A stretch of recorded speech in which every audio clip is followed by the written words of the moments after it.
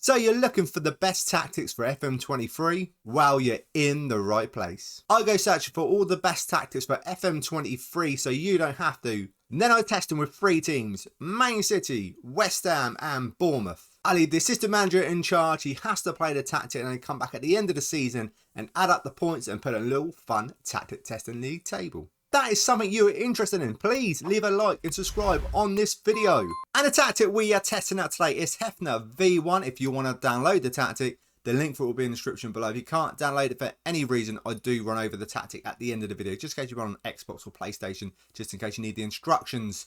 I am wearing another brand new shirt from JJ Sports 00. I have made a video on it. If you want some cheap football shirts, go check out the video. It's not bad at all. But what I will say, it's taking a little bit longer than usual for delivery, so just bear that in mind. So on your screen now is Man City's best 11 without restrictions. So now let's check out their results. Well, it's been a while since we've had a start like this. Well, they thrashed Liverpool in the Community Shield 7-3, and they got to the final of the Carabao Cup, where they beat Leicester 3-2, Haaland getting a hat-trick. But in the FA Cup, they lost to Middlesbrough in extra time in the quarter-final. We check out the Champions League. They finished second in the tough group. Juve, PSV, Borussia Dortmund. They won 2, drew 3, lost 1, finished on 9 points. And in the knockout rounds, they knocked out Real Madrid, Frankfurt, AC Milan, and in the final they faced Liverpool, where they beat them 2-1. They didn't even need Haaland. He didn't even play. Alvarez up front.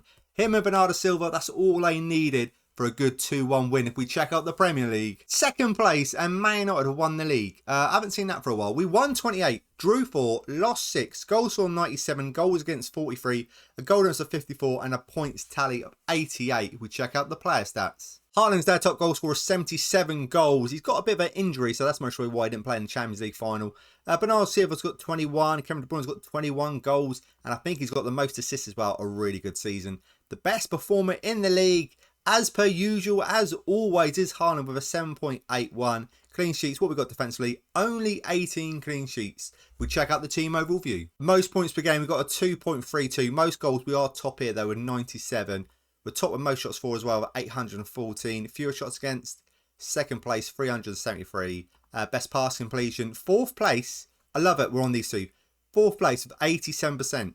Most possession, top with 60%. Most tackles won, no. Most draws made, no. Most clean sheets, joint 5th place with 14 clean sheets. Fewest conceded, 6th place conceding 43. I love it. Most possession, not normally on there, and but when we are, I do absolutely love it. And most best pass completion as well. Right, not bad. 88 points, 2 points away from the magic number, but great start. Carabao Cup, Community Shield, Champions League. Shame about the FA Cup and losing against Middlesbrough. But that's it with Man City. Now let's check out West Ham. And at the start of the season, this is West Ham's best 11 without restrictions. Now let's get to their results. In the Carabao Cup, they got to the semi-final but lost over 2 legs against Tottenham in the FA Cup. It's the other North London club getting knocked out in the 3rd round, losing 4-1 if we check out the Conference League. We topped our group, we won 4, drew 2, didn't lose a game, finished on 14 points then in the knockout rounds. Sadly, we got knocked out in the quarter-final against Copenhagen if we check out the Premier League. 6th place, 4 places above their season preview, 120, drew 5, lost 13, goals for 68, goals against 69, -1 goal difference, and a points tally of 65. 6th place is amazing, good points tally, 65. Just the goal difference is a bit of an issue. Right, we check out the player stats. Scamacca's their top goal scorer, 20 goals, and we've got 17, 11, 10. Assist-wise, it's Fornals with 11, 9. Average rating-wise, what do we have? We can't give it to him. We've got to give it to the defender, Aguerd, with a 7.13. Clean sheets, what do we have? We've got 14 clean sheets in all competition. We check out their team overview. Most points per game, we got a 1.71. Most goals, 5th place here was 68. Most shots for, 8th place here were 534, which is good. Fewer shots against, we're not on there. Best pass completion, we're on there again. 6th place with 87%. Most possession, amazing. 3rd place with 57%. Most tackles won, no. Most dribbles made. Most clean sheets. Fewest. We know we're not going to be on fewest conceded. We conceded quite a few goals. Not too bad. Just I think it concedes a bit too many goals, but not too bad. 65 points is not bad at all. Right, now let's test it with Bournemouth. So at the start of the season, this is their best 11 without restrictions. Now let's get to their results. Well, they got to the 4th round of the Carabao Cup, but they lost 4-1 against Newcastle, and in the FA Cup, they got to the 5th round here, but they lost 4-2 against Brentford. We check out the Premier League. Well, they finished 16th place in the league, but at least they didn't get relegated. They won 9, drew 8, lost 21, goals for 54, goals against 83, minus 29 goal difference, and a points tally of 35. Let's check out the player stats. Dominic Solanke's their top goal scorer, 16 goals, and Billing with 10 assist-wise. Christie of 8, Stanlis with 8. Average rating-wise, the best performer is, I'm going to give it to Billing, with a 7.03. And clean sheets, we have 7 clean sheets in all competition. We check out the team overview. Most points per game, we're not going to be on here, but on most goals, we're in 8th place with 54 goals. Most shots for, we're not on there. Fewer shots against. Best pass completion. Most possession, I was hoping. Most tackles won. Most dribbles made. Most clean. Definitely fewest conceded, no. It's tough. It's tough. Bournemouth sometimes does let the team down or the tactic down. I think the other two teams, the tactic's done all right. We know it concedes a bit. And for Bournemouth, it just conceded a bit too many. Right, now let me add up the points and put a little fun tactic test league table, which is coming up next. Well, HEFNA V1 doesn't make it onto the top 20 list. It won 57, drew 17, lost 40, scored 219 goals, but conceded 195.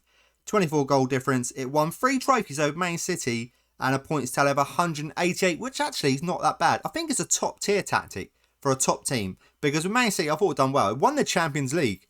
If you need the instructions, carry on watching because I'm about to run over them. This is what I love about tests and tactics. I love tests and tactics that are a little bit different, and this tactic is definitely different. So in goal, we've got a sweeper, keeper on support. In front of him, we've got a central defender on cover. Alongside him, we've got a central defender on stopper. There is add-on instructions. Pause it when need be. On the right-hand side, we've got a wing back on attack. On the left-hand side, we got wing back on support. We got a ball winning midfield on defend. We got a regista on support. It's so many positions. On the right-hand side, we got an inside forward attack. On the left-hand side, we got a winger attack. We got a shadow striker attack. We got a pressing forward attack. Tactical style, basically the custom one. Just copy everything here, and that is the custom tactic. Mentality positive. In possession, attacking width fairly narrow, passing the space, underlap on the left, underlap on the right, play at defence, passes directness much shorter, that's where the possession is coming from, tempo slightly higher, time wasted never, whipped crosses. I love all the different things. It's confusing me though. Dribble less, be more expressive. Normally I say the same things over and over again. Counter press, counter, dispute quickly, dispute to fullbacks, dispute to centre backs. What else do we have? Out of possession, we got high press line of engagement, a much higher defensive line, trigger press much more often, prevent short goal kick distribution, step up more, trap inside, and that is your lot. Well, that was a lot of instructions and a lot of different positions, but that's what I said at the start. I love it. I love to see something different. Give it a go. Try it out, because I think it's going to be a fun tactic. And I say a top tier tactic, because I think it's done very well with Man City.